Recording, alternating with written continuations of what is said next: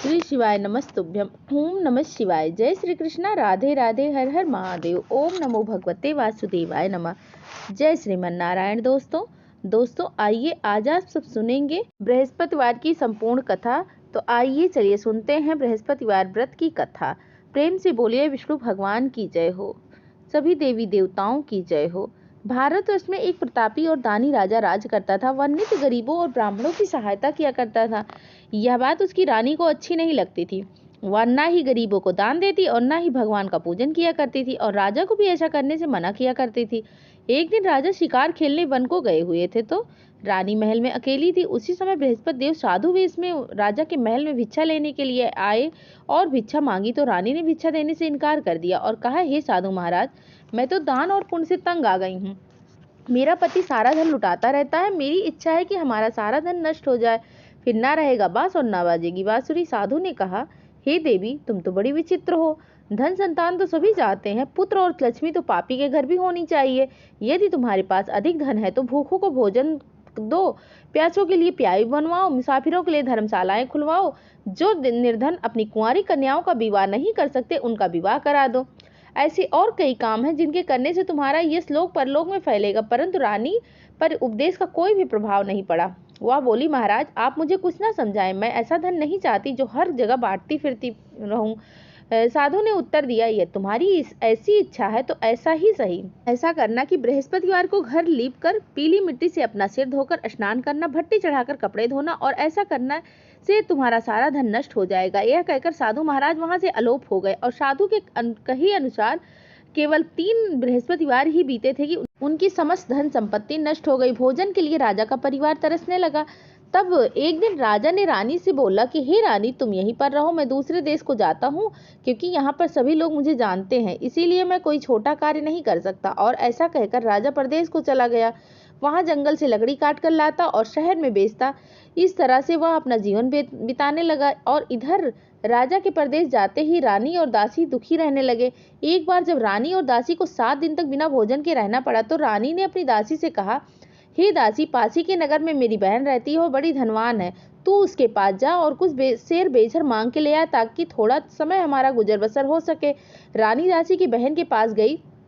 उस दिन गुरुवार था और रानी की बहन उस समय बृहस्पतिवार व्रत की कथा सुन रही थी, और दासी ने रानी की बहन से अपनी रानी का संदेश दिया, लेकिन रानी की बड़ी बहन ने कोई उत्तर नहीं दिया। जब दासी की बहन से कोई उत्तर नहीं मिला तो वह बहुत दुखी हुई और क्रोध भी आया। दासी ने वापस आकर रानी को सारी बात कह सुनाई। रानी सारी बात सुनकर अपने भाग्य को कोसा, और उधर रानी की बहन ने सोचा कि मेरी बहन की दासी आई थी, परंतु मैं उससे नहीं बोली, इससे वह बहुत दुखी हुई होगी। कथा सुनकर और पूजन समाप्त करके वह अपनी बहन के घर गई और कहने लगी, हे बहन, मैं बृहस्पतिवार का व्रत कर रही थी, तुम्हारी दासी मेरे घर आई थी, परंतु जब तक कथा होती है तब तक हम लोग ना ही उठते हैं ना ही कुछ बोलते हैं, इसीलिए मैं नहीं बोली। कहो दासी, तुम क्यों आई थी? रानी बोली, तुमसे क्या छिपाऊं, हमारे घर में खाने तक का अनाज नहीं। और ऐसा कहते कहते रानी की आंखें भर आई।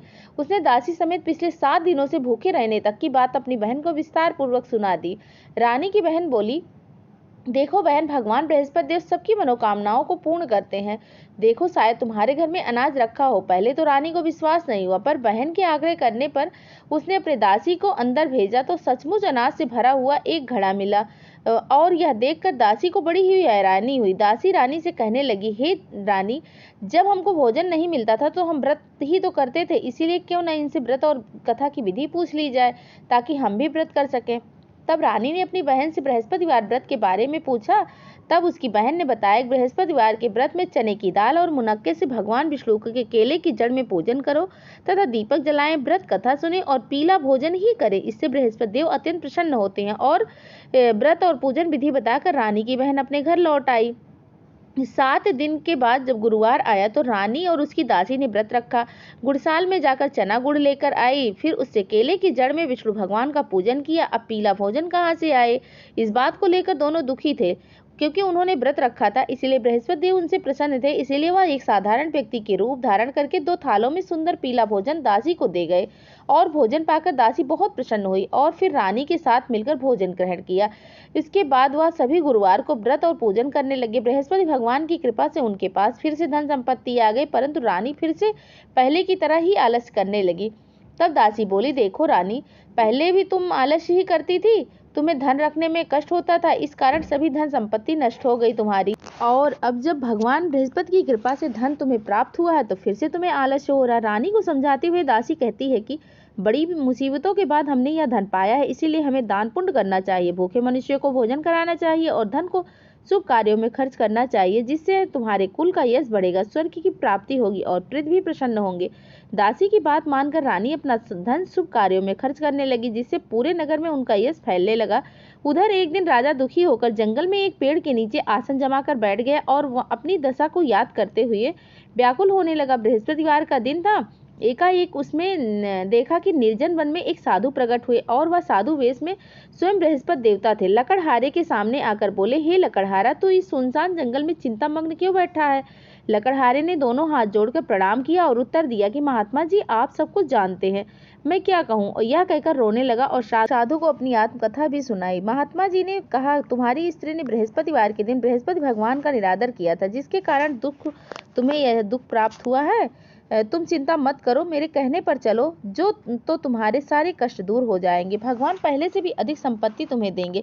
तुम बृहस्पतिवार के दिन कथा किया करो, 2 पैसे से चने मुनक्के लाकर उसका प्रसाद बनाओ और शुद्ध जल से लोटे में शक्कर मिलाकर अमृत तैयार करो। कथा के पश्चात अपने सारे परिवार और सुनने वाले प्रेमियों के अमृत व प्रसाद को बांटकर खुद को ग्रहण करो। ऐसा करने से भगवान तुम्हारी सभी मनोकामनाओं को पूर्ण करेंगे। साधु के ऐसे वचन सुनकर लकड़हारा बोला, हे प्रभु, मुझे लकड़ी बेचकर इतना पैसा नहीं मिलता जिससे भोजन के उपरांत मैं कुछ बचा सकूं। मैंने रात्रि में अपनी स्त्री व्याकुल देखा है, मेरे पास कुछ भी नहीं है जिससे मैं उनकी खबर मंगा सकूं, और फिर मैं बृहस्पति देव की कथा कहानी कौन सी सुनूं, मुझको तो कुछ भी मालूम नहीं है। साधु ने कहा, लकड़हारे, तुम किसी बात की चिंता मत करो। बृहस्पतिवार के दिन तुम रोजाना की तरह लकड़ियां लेकर शहर को जाओ, तुमको रोज से अधिक दुगना धन प्राप्त होगा, जिससे तुम भली भांति भोजन भी कर लोगे और बृहस्पति देव की पूजा का सामान भी आ जाएगा। बृहस्पति देव की कथा इस प्रकार है। प्राचीन काल में एक ब्राह्मण रहता था। वह बहुत ही निर्धन था। उसकी स्त्री बहुत मालिन्यता के साथ रहती थी। वो ना ही स्नान करती थी और ना ही किसी देवता का पूजन किया करती थी। इससे ब्राह्मण देवता बड़े दुखी थे। बेचारे बहुत कुछ कहते किंतु उसका कोई परिणाम नहीं निकलता था। भगवान की कृपा से ब्राह्मण की स्त्री की कन्या रूपी रत्न धन पैदा हुई। कन्या बड़ी होने पर प्रातः स्नान करके विष्णु भगवान का जाप और बृहस्पति देव की कथा करने लगी और व्रत करने लगी। अपने पूजन पाठ को समाप्त करके विद्यालय जाती तो अपनी मुट्ठी में जौ भर के ले जाती और रास्ते में पाठशाला के मार्ग में डालती हुई जाती। और जब लौटते वक्त वह जौ स्वर्ण के हुए रहते थे उसको बीन कर लेके आती घर। एक दिन वह बालिका सूप में उस सोने के जौ को फटक रही थी, साफ कर रही थी और उसके पिता ने देख लिया और कहा, बेटी, सोने की जौ को साफ करने के लिए सोने के सूप होना चाहिए। दूसरे दिन बृहस्पतिवार था।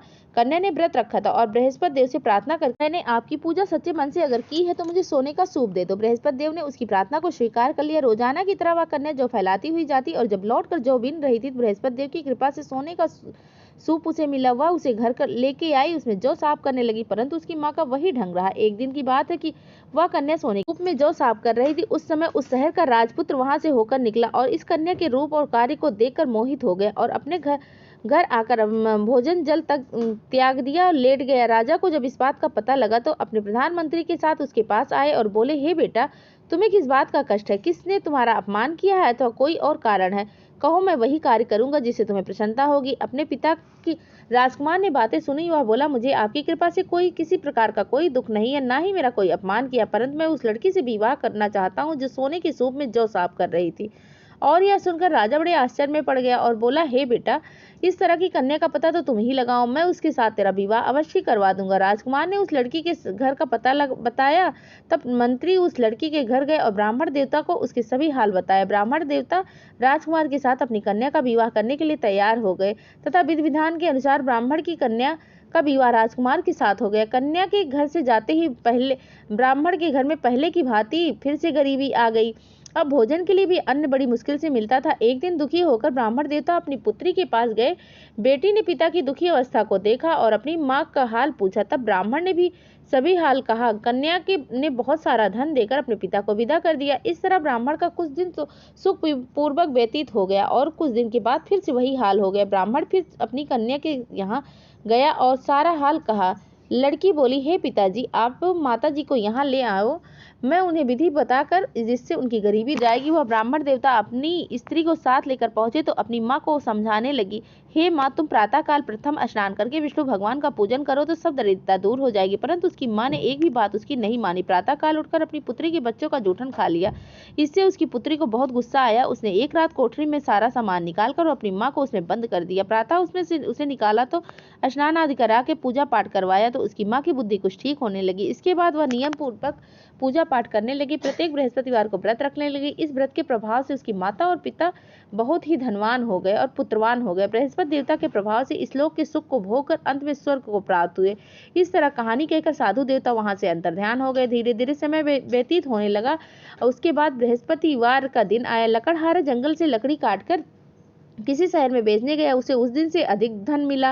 राजा ने चना गुड़ आदि लाकर गुरुवार का व्रत किया। उस दिन से उसके सभी क्लेश दूर होने लगे। परंतु जब दोबारा गुरुवार का दिन आया तो बृहस्पतिवार का व्रत करना भूल गया और इस कारण बृहस्पति भगवान नाराज हो गए। उस दिन उस नगर के राजा ने विशाल यज्ञ का आयोजन किया था तथा शहर में यह घोषणा करा दी थी कि कोई भी मनुष्य अपने घर में भोजन न बनाए और ना ही आग जलाए। समस्त जनता मेरे घर भोजन करने के लिए आएगी और इस आज्ञा को जो नहीं मानेगा उसे फांसी की सजा दी जाएगी। इस तरह की घोषणा संपूर्ण नगर में करवा दी गई। राजा की आज्ञा अनुसार शहर के सभी लोग भोजन करने गए, लेकिन लकड़हारा कुछ देर से पहुंचा, इसीलिए राजा उसको अपने साथ लेकर गए और ले जाकर भोजन करा रहे थे तो रानी की दृष्टि उस खूंटी पर पड़ी जिस खूंटी पर उसका हार लटका हुआ था। अब वहां नहीं दिखाई दे रहा था। रानी ने निश्चय किया कि मेरा हार इस मनुष्य ने ही चुराया होगा।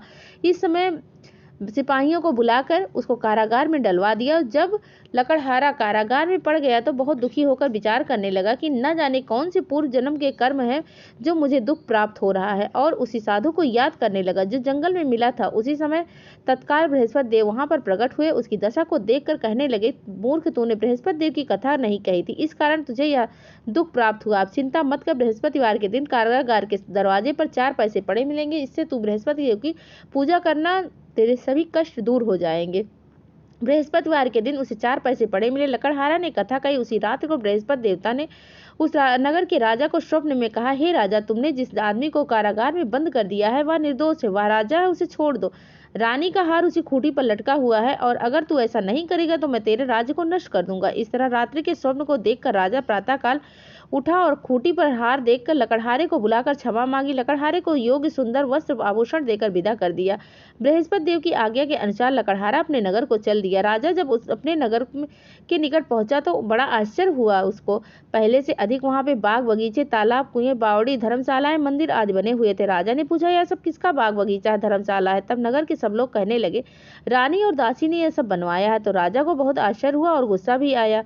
जब रानी ने यह खबर सुना कि राजा आ रहे हैं तो उन्होंने दासी से कहा कि दासी, देख, राजा हमको कितनी बुरी हालत में छोड़ कर गए थे, हमारी ऐसी हालत देखकर कहीं लौट ना जाए, इसीलिए तू दरवाजे पर जाकर खड़ी हो जा। आज्ञा के अनुसार दासी दरवाजे पर जाकर खड़ी हो गई। राजा आए तो उन्हें अपने साथ लेकर आई। तब राजा ने क्रोध करके अपनी रानी से पूछा कि यह धन तुम्हें कैसे प्राप्त हुआ? तब उन्होंने कहा कि यह सब धन तुम्हें बृहस्पति देवता की कृपा से प्राप्त हुआ है। राजा ने निश्चय किया कि 7 रोज बाद सभी बृहस्पति देव का पूजन करते हैं, परंतु मैं प्रतिदिन दिन में 3 बार कहानी कहूंगा और व्रत किया करूंगा। अब हर समय राजा के दुपट्टे में चने की दाल बंधी रहती थी और 3 दिन में 3 बार कहानी कहते। एक रोज राजा ने विचार किया, चलो अपनी बहन के यहाँ हो आए, और इस तरह निश्चय करके राजा घोड़े पर सवार होकर अपनी बहन के यहाँ चलने लगे। मार्ग में उसने देखा कि कुछ आदमी एक मुर्दे को लिए जा रहे थे। उन्हें रोककर राजा कहने लगे कि भैया, मेरी बृहस्पति देव की कथा सुन लो। वह तो लोग बोले कि हमारा तो आदमी मर गया, इसको तो अपनी कथा की पड़ी हुई है। परंतु कुछ आदमी बोले कि अच्छा कहो, मैं तुम्हारी कथा सुनेंगे। राजा ने दाल निकाली और जब कथा आदि हुई तो मुर्दा हिलने लगा, और जब कथा समाप्त हो गई तो मुर्दा राम राम करके उठकर खड़ा हो गया। आगे मार्ग में उसे किसान खेत में हल चलाता हुआ मिला तो राजा ने उसे देखकर बोला, अरे भैया, मेरी बृहस्पतिवार की कथा सुन लो। किसान बोला, जब तक मैं तेरी कथा सुनूंगा तब तक मैं 4 हरैया जोत लूंगा, जा अपनी कथा किसी और को सुनाना। इस तरह राजा आगे चलने लगा। तभी राजा के हटते ही बैल पछाड़ खाड़ कर गिर गए और किसान के पेट में दर्द जोर से होने लगा। उस समय उसकी माँ रोटी लेकर आई। उसने यह सब देखा तो उसने अपने पुत्र से हाल पूछा तो उसके बेटे ने सब हाल कह सुनाया। बुढ़िया दौड़ी दौड़ी उस घुड़सवाल के पास पहुंची और उससे बोली कि मैं तेरी कथा सुनूंगी, तू अपनी कथा मेरे खेत पर चलकर सुनाना। राजा ने बुढ़िया की खेत पर जाकर कथा कही, जिसके सुनते ही वह बैल उठकर खड़े हो गए और किसान के पेट का दर्द भी बंद हो गया। राजा अपनी बहन के घर पहुंचा। बहन ने भाई की खूब मेहमानी की। दूसरे रोज राजा प्रातःकाल जगा तो देखा कि वहाँ पे सब लोग भोजन कर रहे हैं। तो वह अपनी बहन से कहा कि कोई ऐसा मनुष्य जो है वो कि मेरी कथा सुन ले, जो भोजन ना किया हो। बहन बोली, भैया यह देश ऐसा है कि पहले यहाँ पे लोग भोजन करते हैं, बाद में अन्य कोई कार्य करते हैं। अगर पड़ोस में कोई हो तो मैं देख आऊं। यह ऐसा कहकर वह देखने को गई, परंतु उसे ऐसा व्यक्ति कोई नहीं मिला जिसने सुबह सुबह भोजन न किया हो। अतः वह एक कुम्हार के घर गई जिसका लड़का बीमार था, और उसे मालूम हुआ कि उसके यहाँ 3 रोज से किसी ने भोजन नहीं किया है। रानी ने अपने भाई की कथा सुनने के लिए कुम्हार से कहा तो वह तैयार हो गया। राजा ने जाकर बृहस्पतिवार की कथा कही, जिसको सुनकर उसका लड़का ठीक हो गया। अब तो राजा की प्रशंसा होने लगी। एक रोज राजा ने अपनी बहन से कहा कि हे बहन, अब हम अपने घर को जाएंगे, तुम भी तैयार हो जाओ हमारे साथ चलने के लिए।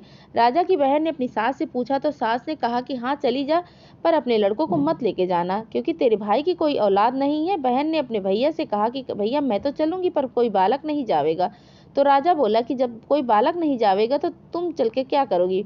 राजा बड़े दुखी मन से अपने घर को लौट आया। राजा ने अपनी रानी से कहा, रानी हम निर्वंशी, हमारा मुख देखना धर्म नहीं है, और कुछ भोजन आदि किया नहीं। रानी बोली, हे प्रभु, बृहस्पति देव ने हमें सब कुछ दिया है, वह हमें औलाद भी अवश्य ही देंगे। उसी रात को बृहस्पति देवता ने राजा को स्वप्न में कहा, ही राजा उठो, सभी सोच त्याग दो, तेरी रानी गर्भ से है। राजा को यह सब बात सुनकर बड़ी खुशी हुई। 9वें महीने में उसके गर्भ से एक सुंदर पुत्र पैदा हुआ। तब राजा बोला, हे रानी, स्त्री बिना भोजन के रह सकती है, बिना कहे नहीं रह सकती। जब मेरी बहन आएगी तब उनसे तुम कुछ भी मत करना। रानी ने सुनकर हाँ कर दी। और जब राजा की बहन ने समाचार सुना बधाई लेकर आई तो भाई के यहाँ आई। तब रानी ने कहा, घोड़ा चढ़कर आई, गधा चढ़कर आई। राजा की बहन बोली, भाभी मैं इस प्रकार न कहती तो तुम्हें औलाद कैसे मिलती। बृहस्पति देव ऐसे ही हैं, जैसे जिसके मन में कामनाएं होती सभी को पूर्ण करते हैं। और जो सद्भावना पूर्वक बृहस्पतिवार का व्रत करता है एवं कथा पढ़ता है और अथवा सुनता है और दूसरों को सुनाता है, बृहस्पति देव उसकी सभी मनोकामनाओं को पूर्ण करते हैं। ओम नमो भगवते वासुदेवाय नमः। जय श्रीमन नारायण। धन्यवाद।